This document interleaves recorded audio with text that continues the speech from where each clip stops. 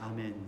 예, 우리는 지난 2주 전부터 자기 자신을 향한 하나님께서 우리 각 개인에게 주신 그 약속의 말씀이 있거든요. 그 약속을 우리가 믿음으로 받아들이고 고백하자, 이런 취지에서 말씀을 우리가 생각하고 있고요.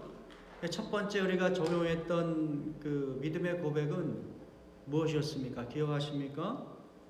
나는 구원받은 하나님의 자녀다. 여러분이 이 고백을 여러분이 할 수 있기를 바랍니다. 함께 해 주시기 바랍니다. 나는 구원받은 하나님의 자녀다. 자, 이 확신을 가지고, 내가 정말 구원받은 자다. 그래서 내가 정말 하나님의 자녀다라는 확신을 갖고 고백을 해야죠. 이 고백을 통하여 여러분의 믿음도 더 강해지고 또 세상 속에서 담대하게 내가 하나님의 자녀다운 그런 모습으로 살아갈 수 있는 것이죠. 악한 영은 계속해서 여러분의 행실을 가지고 삶의 어떤 모양을 가지고 너는 구원받지 못하였다. 응? 너는 이러이러한 면에서 하나님의 구원받기에 부족하다. 이런 식으로 계속해서 우리의 믿음을 흔든다는 것이죠. 그러나 그것은 세상을 살아가는 우리들이 항상 익숙하였던 방식의 사고방식, 또 삶의 모양이죠. 뭔가 이렇게 잘해야지 칭찬받고, 뭔가 이렇게 만족스럽게 해야지 뭐 하나님으로부터 상도 받고 복도 받는다, 이런 생각이 우리에게 쫙 깔려 있어요.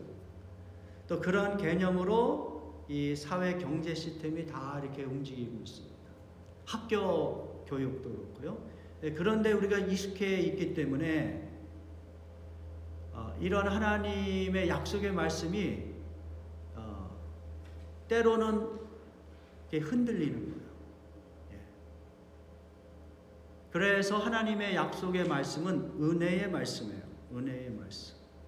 우리 능력으로 소유하거나 또는 누릴 수 없는 것을 선물로 값없이 주시는 것, 그것이 이제 은혜인데, 예수 그리스도라고 하는 하나님의 아들이 온 인류의 죄를 십자가에서 다 테이크오버, 그분이 홀로 다 짊어지셨어요. 그리고 그분이 부활하심으로 그분이 약속하신 대로 예수 그리스도를 믿는 자는 그 죄를 용서함을 받고 그리고 하나님의 자녀가 되는 그런 약속의 말씀이 그대로 개런티 된다는 것을 확증하는 사건이 예수 그리스도의 십자가 그리고 그분의 부활 사건인 것입니다. 우리는 그 사건을 믿기 때문에 예수님이 약속하신 대로 예수 그리스도를 믿기 때문에 우리는 구원받았고 그리고 하나님의 자녀가 되었다. 자녀가 될 것이다가 아니에요. 죽은 다음에 내가 자녀가 될 것이다, 이게 아니라 이미 자녀가 되었어요.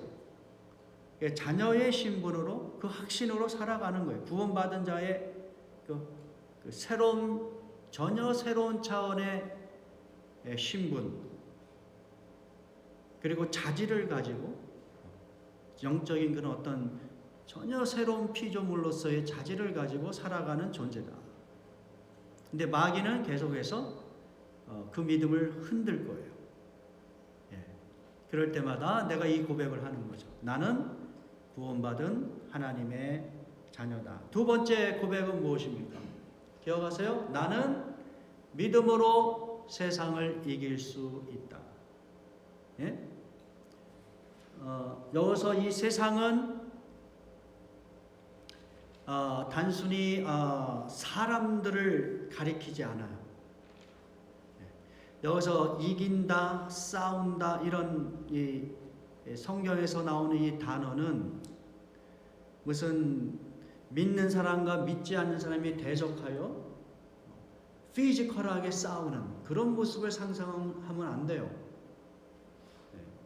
그러한 모습을 상상하도록 만든 아주 가장 좋지 않은 그 역사적인 사건이 무엇이냐면 십자군 전쟁이에요. 십자군 전쟁. 그거는 아주 못된 악독한 하나님의 영광을 가리우고 하나님의 말씀을 전혀 적용하지 못한 그저 탐욕스러운 그 성직자 또 권력자들이 성경의 말씀을 이용하여 무지한 백성들을 동요해서 만들어낸 거짓되고 악한 그러한 전쟁일 뿐이에요. 우리가 성경을 예수 그리스도를 통하여 성경을 이렇게 구약과 신약을 쭉 보면 하나님은 전쟁을 원하시는 하나님이 아니세요. 그렇다면 성경에서 얘기하는 싸운다, 이긴다 이 단어는 사람들을 육신적으로 고통을 주고 죽이는 이런 어떤 잔인한 하나님이 아니라 이것은 매우 영적인 싸움을 이야기하고 있다. 영적인 싸움. 이렇게 확실하게 말씀드릴 수 있는 것은 예수님이 우리에게 주신 분명한 말씀이 있기 때문에 그래요. 그 말씀이 무엇이에요? 너희는 원수까지도 사랑하라. 원수까지도 사랑하라는데 무슨 피지컬하게 전쟁이 일어나요? 일어날 수가 없는 거예요. 잘못된 가르침이 이 극단적인 보수주의 그런 정치적인 기독교인들인 무슨 그 성전이라는 어떤 그런 개념을 가지고 전쟁을 정당화하지만 그러나 예수님의 말씀을 거기에 딱 대입해 보면 원수까지도 사랑하라는데 무슨 전쟁이 정당화됩니까? 하나님은 원하지 않는 거예요. 그런 사람들에게 악독하고 그리고 무고한 사람들이 죽어가는 그러한 전쟁을 우리 하나님 원하지 않으세요. 그런 하나님을 구약에서 발견한 것 같죠. 겉으로는. 그러나 그렇지 않아요. 매우 영적인 전쟁을 우리에게 가르치고 있는 거예요. 그러한 눈으로 구약도 우리가 이해를 해야 되는 것입니다. 그렇다면 내가 믿음으로 세상을 이길 수 있다라는 것은 일종의 영적 싸움을 우리에게 가르쳐 주시는 거예요. 눈에 보이는 사람들의 행동, 또 특별히 믿지 않는 하나님을 잘 알지 못하고 성경을 알지 못하는 사람들과 함께 살아가는 이 세상 속에서 하나님을 거역하고 또 하나님을 망령되게 여기는 그러한 어떤 영적인 세력이 있다고. 그 세력이 성경에서는 이 사탄, 마귀, 악령, 귀신 이렇게 표현이 되는 것이고 그 악한 영들이 세상의 권세자들, 특별히 포악한 자들, 하나님의 말씀을 거역하는 사람들에게 영적인 어떤 영향력을 주고 있다고 보는 거예요. 그런 영적인 세력과의 싸움을 이야기하는 거예요. 그 싸움에서 크리스찬들은 이길 수 있다. 믿지 않는 사람은 그 악한 영에 오히려 하수인이 되고 종이 되어서 전쟁을 일으키고 그 전쟁을 정당화시키고 믿는 사람이라고 하면서도 그런 역사들을 우리가 경험하고 있는 거예요. 그렇기 때문에 성도들은 하나님의 말씀을 세상을 판단하고 또 그 세상을 이겨낼 수 있는 어떤 강력한 기준으로 삼으면서 살아가는 거예요. 그리고 그렇게 하나님의 말씀대로 살아갈 때에 우리는 세상을 이길 수 있다. 그런 확신을 가져라. 악한 영이 순식간에 여러분에게 어떤 공포와 불안감, 염려, 좌절을 확 심어줄 때 예수의 이름으로 이 악한 영은 물러가라. 나를 두렵게 하는 이 영은 물러가라 할 때 그 영이 쫓김을 당하는 그런 영적인 싸움에서 우리가 이길 수 있다. 그리고 하나님을 거역하고 하나님의 말씀과 반대되는 세속적인 그 문화, 가치관, 그 속에서 크리스찬들이 같이 살아갈 수밖에 없기 때문에 어때요? 그 기준에 응하여 어떤 사람은 막 교만한 삶을 살고 어떤 사람은 막 열등감에 실패의식에 산단 말이에요. 그렇게 살지 말아라. 너희들의 가치는 세상 사람들이 정해주는 것이 아니다. 너희들의 가치는 예수 그리스도를 믿는 하나님의 자녀라는 가치로 살아가라. 그럼 어떻게 돼요? 자존감이 확 올라가는 거죠. 예? 여러분이 이 땅에서 왕족이 아니어도 왕족보다 더 높은 하나님의 자녀인데 다 프린세스예요. 다 왕자이고 다 공주가 되었는데 뭐 세상 것에 좀 밀린다고 해가지고 열등감에 빠지거나 우울증에 시달리거나 또는 좀 더 다른 사람보다 뛰어나다고 해서 막 교만하게 세상을 살아가지 말아라. 하나님의 자녀의 그 자존감, 이 자존감을 지키면서 여러분이 이 세상에서 어떠한 상황 속에 있든지 어떻게 해요? 자존감을 지키면서 살아갈 수 있는 능력이 생기는 거예요. 그게 뭐예요? 세상을 이기는 거죠. 세상을 이기는 거예요.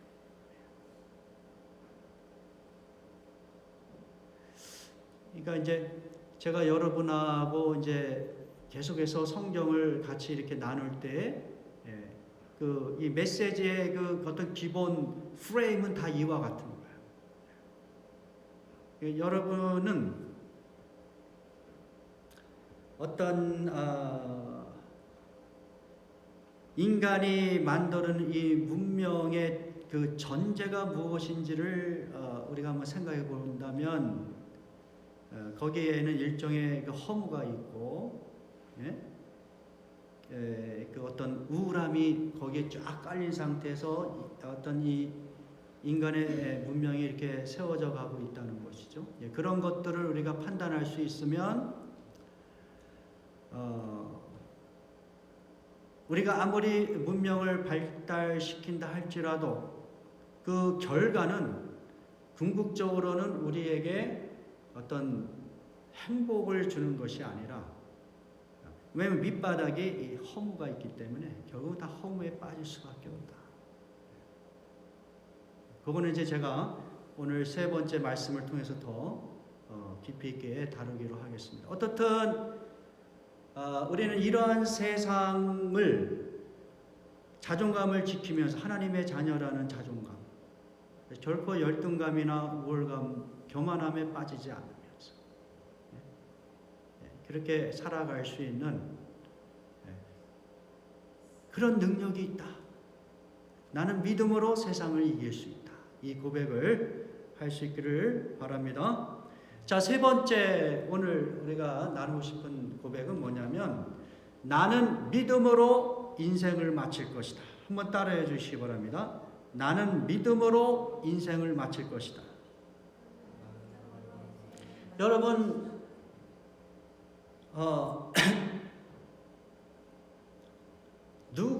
모든 사람은 다 인생을 마치는 시점이 있을 거예요.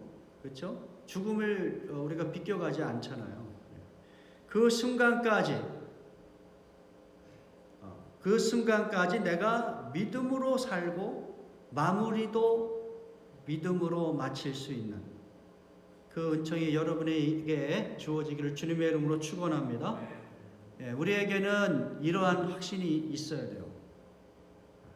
그런데 실제로는 나이가 먹어가고 육신이 약해지고 정신력이 이렇게 좀 약해지면 이 믿음조차도 막 흔들리는 것 같아요.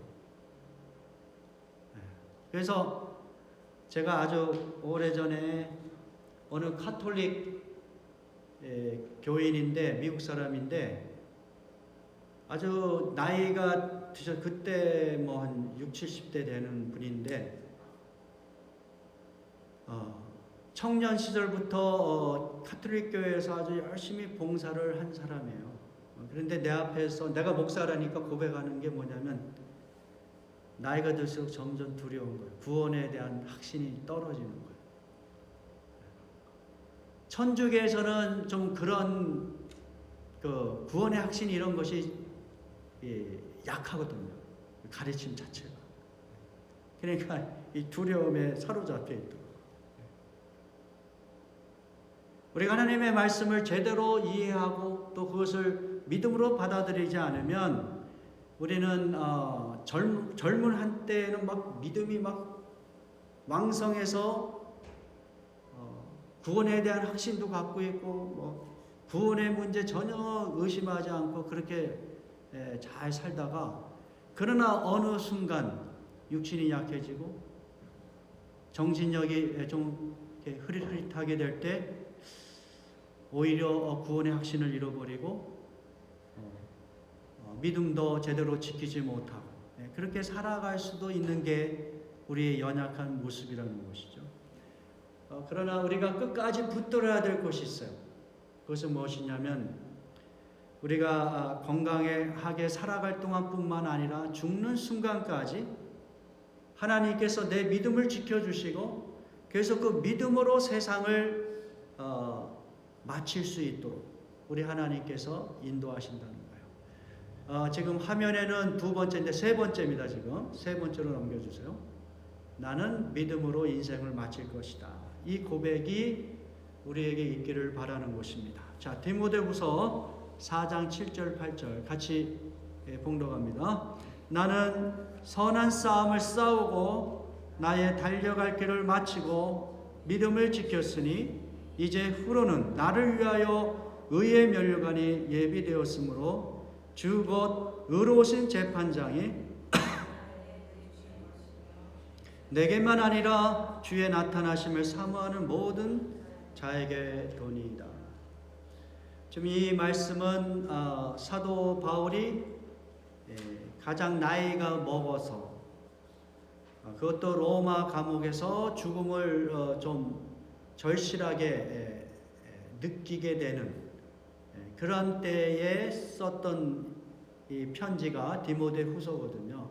그러니까 이제 나이도 먹고 이제 나의 모든 이 땅에서의 삶은 이제 마무리가 되는구나, 그걸 느끼는 거죠. 느끼면서 그가 이렇게 믿음의 고백을 하는 거죠. 믿음의 고백. 자, 어떻게 고백하고 있냐면 나는 선한 싸움을 싸웠다 이렇게 이야기해요. 자기의 인생을 일종의 선한 싸움을 싸운 것으로 표현하고 있는 거예요. 예?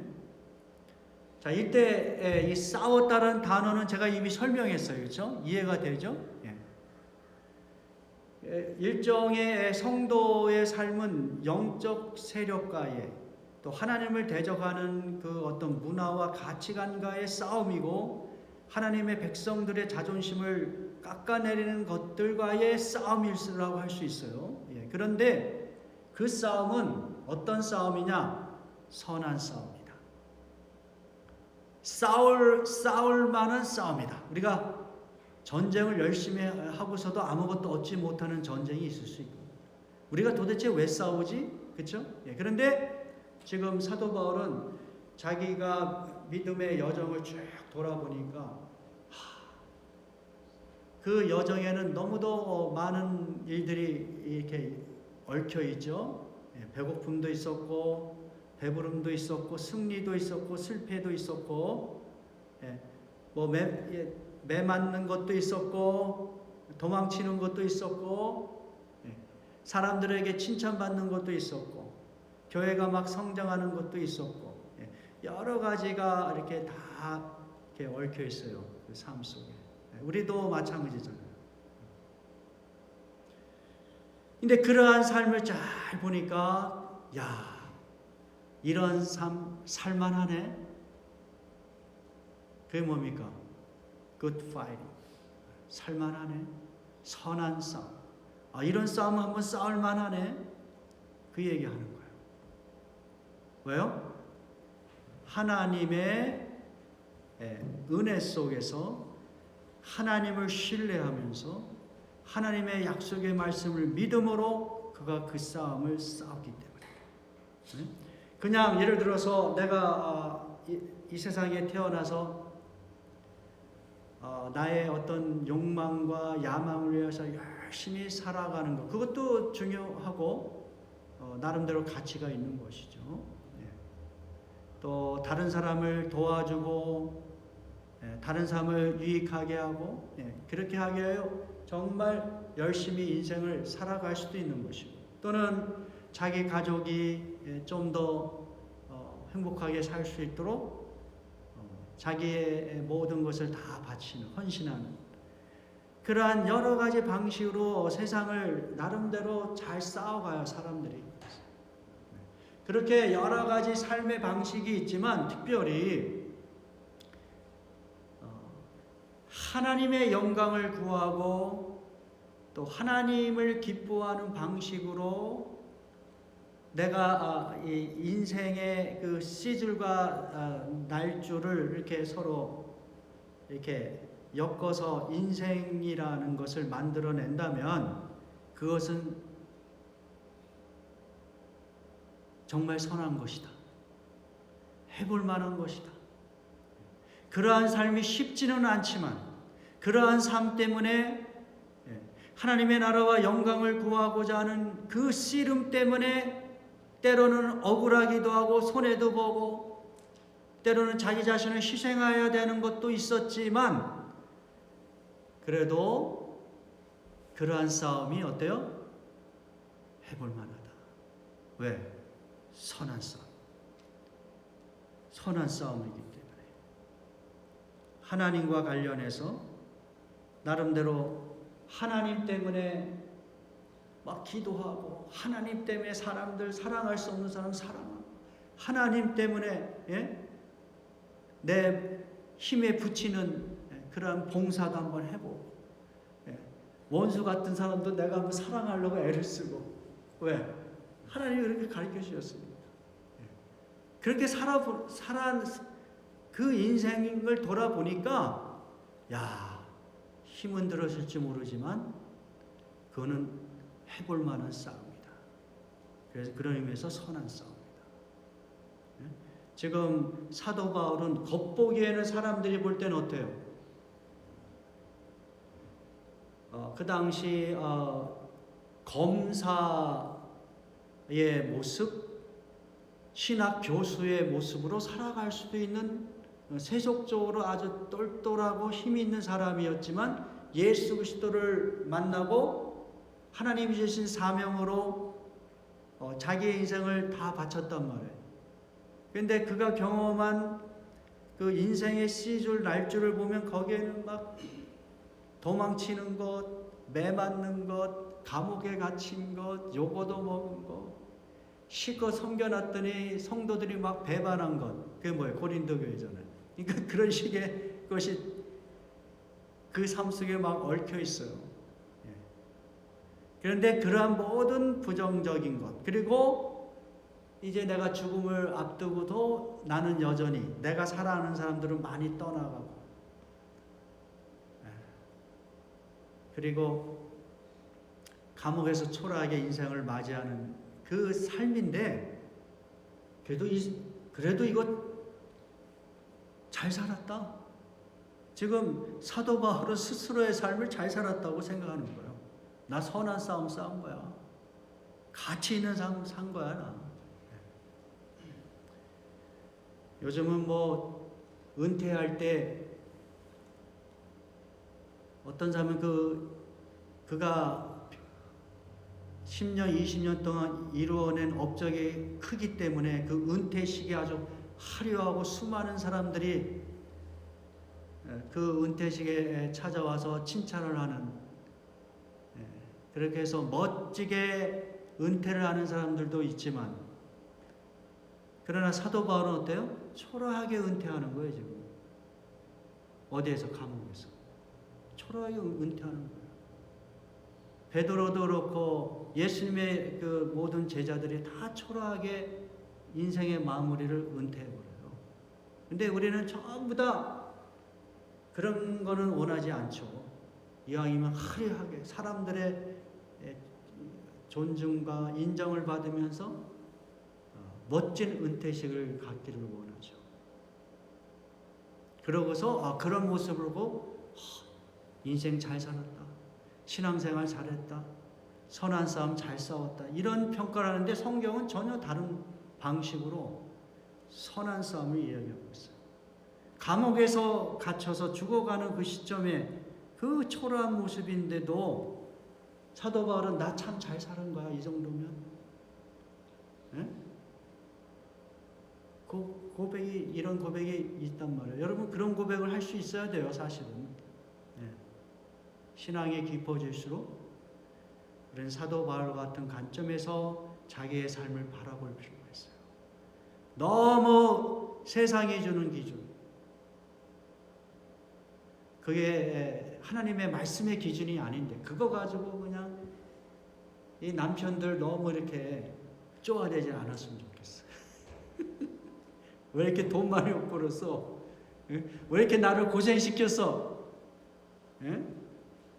우리 남편들이 얼마나 그냥 가족들 행복하게 해주려고 얼마나 열심히 노력하는데 그거 알아주지 못하고 거예요. 제가 이 와이프들한테 너무 저기 한 거예요. 또 남편들 또 와이프를 위해서 또 그러니까 우리는 너무 성경의 가르침이 아닌 것에 너무 익숙하기 때문에 너무도 자연스럽게 그 기준으로 남편과 아내를 막 판단해 버리니까 서로에게 상처를 주잖아요. 서로에게 하나님의 자녀라는 그 자존감이 있는데 그거를 다 깎아내린단 말이에요. 그렇게 살지 말라는 거예요. 사도 바울과 같이 감옥에 갇혀 있고 자기를 감옥에 있을 때는, 감옥에 없을 때는 잘 따르던 제자들도 감옥에 갇히니까 막 떠나간단 말이에요.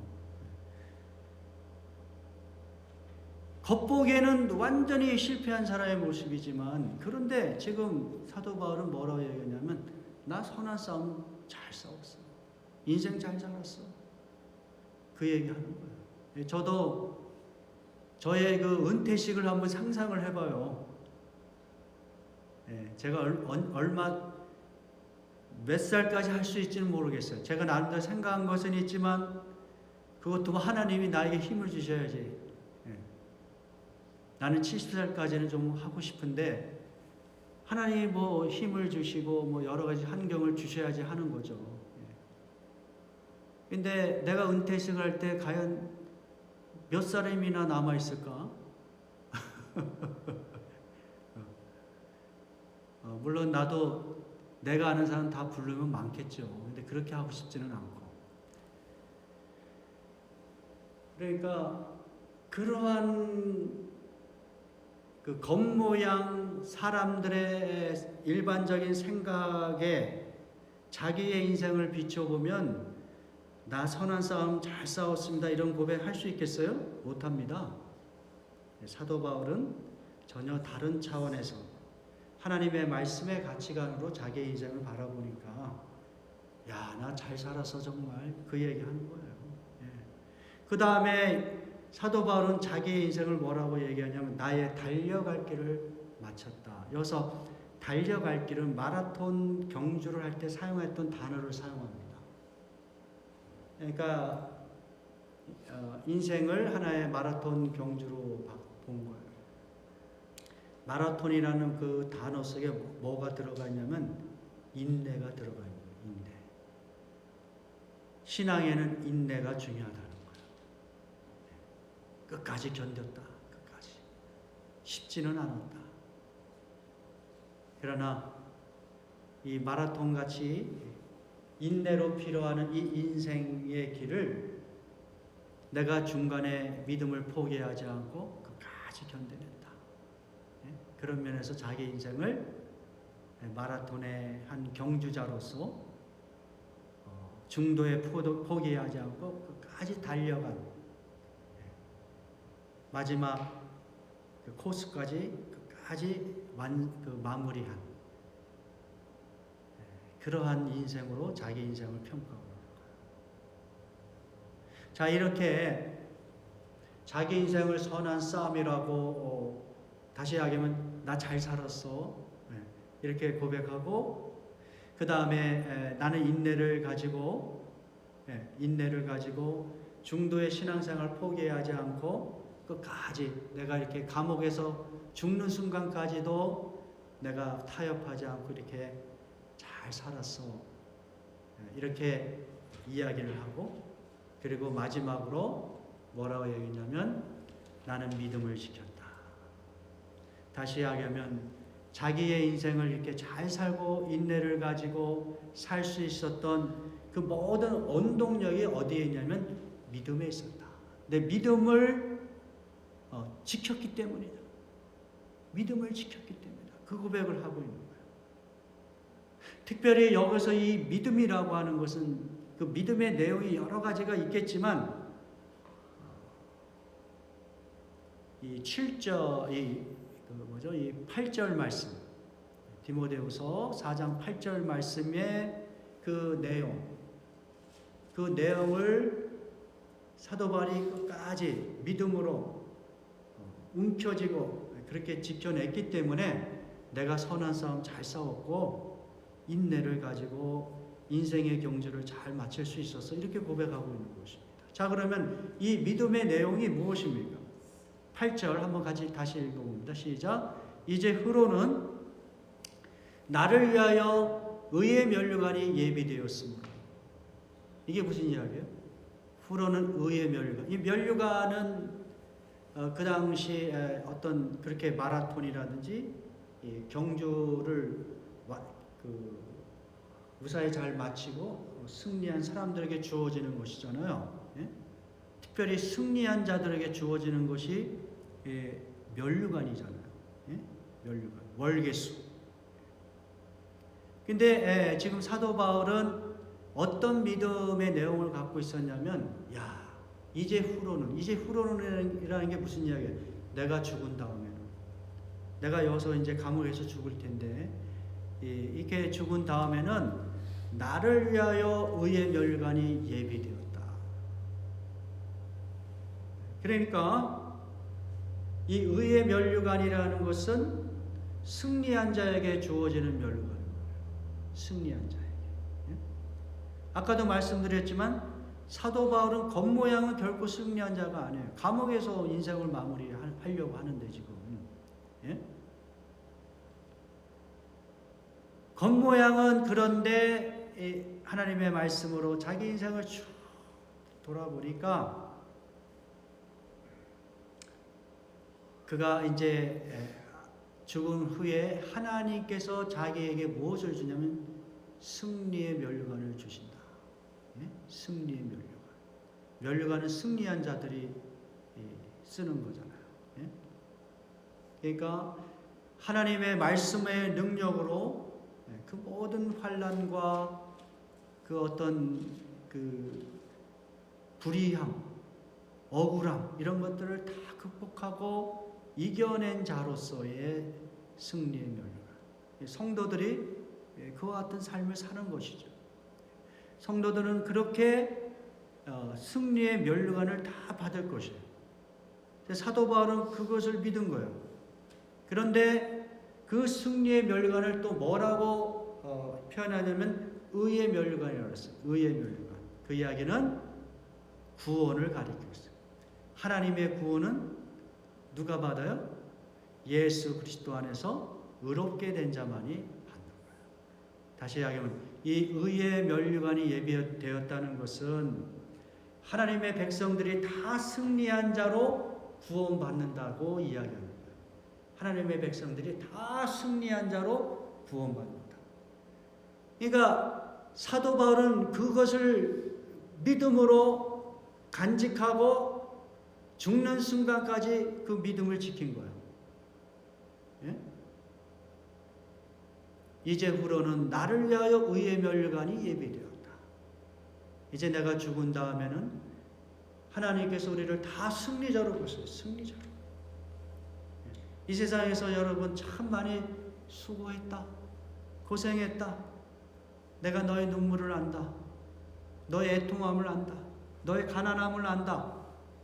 그러나 그 모든 것을 인내로 잘 이겨내었다. 하나님의 말씀을 붙잡고 나름대로 성실하게 잘 살았다. 하나님은 매우 후하신 분이에요. 이 율법주의자들 너 요거 잘못했지? 이거 몇 월 며칠 날 이런 죄 졌지? 그렇게 해가지고 여러분을 심판하신 하나님이 아니에요. 하나님은 여러분보다 훨씬 더 은혜가 풍성하세요. 우리는 죄를 기억하고 몇 월 몇 시에 죄 짓고 죄책감에 헤매지만 이제 하나님은 여러분을 그냥 이미 다 예수 그리스도의 보혈의 피로 다 용서해 주신 거예요. 죄를 하나도 기억하지 않으세요. 죄를 하나도 기억하지 아니하시고 이 땅에서 여러분이 수고한 것을 오히려 하나님께서 위로하신 거예요. 네? 위로하시고 그리고 나는 이 땅에서 실패한 것 같아요. 뭐 제대로 살지 못한 것 같아요. 이런 사람들에게 오히려 하나님께서 뭐라고 그래요? 너는 승리한 자다. 너는 승리한 자다. 여러분이 성경을 잘 보세요. 제가 여러분에게 립 서비스 하는 게 아니에요. 제가 말씀을 오랫동안 보면 볼수록 저에게 이렇게 더 확연하게 다가오는 하나님의 말씀은 오늘 제가 여러분에게 드리는 이런 내용이에요. 하나님의 은혜가 그만큼 크다는 거예요. 하나님의 은혜. 그래서 여러분에게 다 승리한 자로 구원하시는, 승리한 자로 구원을 보장하시는 그 하나님을 그가 믿은 거예요. 그래서 그 믿음의 내용을 그가 끝까지 타협하지 않고 그 믿음을 지켜나간 것이죠.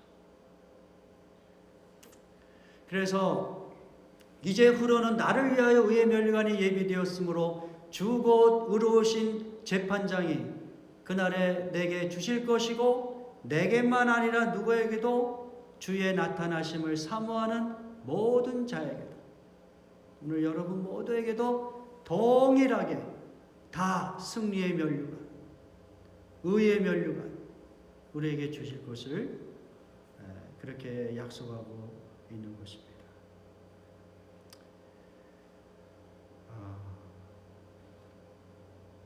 더 할 얘기가 있는데 자 오늘은 여기까지 하기로 하죠.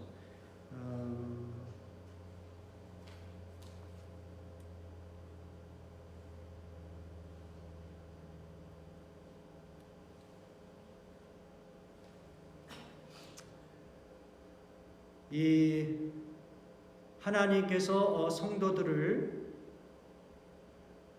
반드시 구원하실 것이다. 그것도 그냥 겨우 어떻게 이렇게 구원시키는 것이 아니라 다 승리자로 만드셔서 구원하실 것이다. 다 너희들 참 고생 많이 했지만 그러나 내가 그 모든 것을 다 인정하고 이해하고 그리고 너희를 다 그 모든 세상의 그 영적 싸움에서 승리한 자로 여러분이 요한계시록에 보면 그 구원받은 백성들이 다 승리한 자로 표현이 돼요. 요한계시록을 공부한 사람들은 기억나는지 모르겠지만 그러니까 그렇게 승리한 자로 하나님께서 우리를 반드시 구원하실 것이다. 그 믿음으로 나는 인생을 마무리할 것이다. 이런 고백이 있기를 주님의 이름으로 축원합니다. 우리 다 같이 기도하겠습니다.